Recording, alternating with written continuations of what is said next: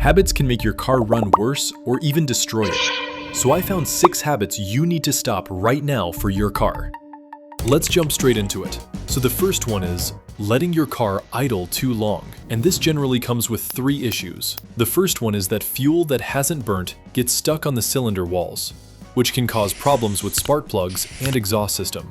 The second problem is condensation, which happens inside of the engine that both can lead to moisture, but also carbon deposits. And that takes us on to the next problem. That is corrosion, since all of that contamination gets to mix up with the engine oil.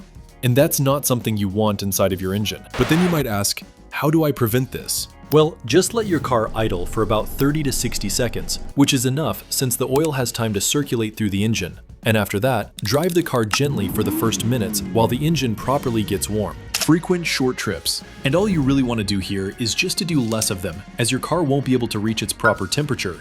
And this can cause the catalytic converter to not burn emission as it would have done if the temperature is higher. One thing you should also keep in mind as well is that engines that are under a specific temperature will burn fuel worse, which can cause problems with the oil to properly do a great work. Next one, riding the clutch. And this is when you rest your foot on the clutch pedal, where just a small amount of pressure can move the clutch release bearing to get contact with the pressure plate. That creates friction, damaging parts faster than it really should do. And that takes us on to using cheap aftermarket performance chips. This doesn't have to be a problem for every single one, but cheaper chips generally lead to an increase in dangerous problems with ignition timing, fuel delivery, and turbo boost. So if you can, don't use cheap ones. Buy quality ones, since it unfortunately can lead to catastrophic engine failure if you're unlucky. Wrong tire pressure. If you didn't know, there are a lot of accidents caused by badly pressured tires.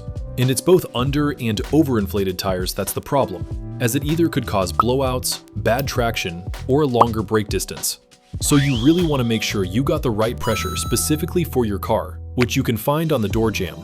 Let's move on to the last one, resting your hands on the gear shifter. And of course, this might seem like it would be absolutely fine, but there is one big problem with this. So when you rest your hand on the shifter, it applies pressure to the selector fork, pushing it against the synchronizer collar, which is normal, but it should only do that very slightly when you normally shift gears. Constantly making them get in contact creates friction, and in return generates heat, which later on can create problems, making it harder to shift, or in worst case, slip into neutral while driving.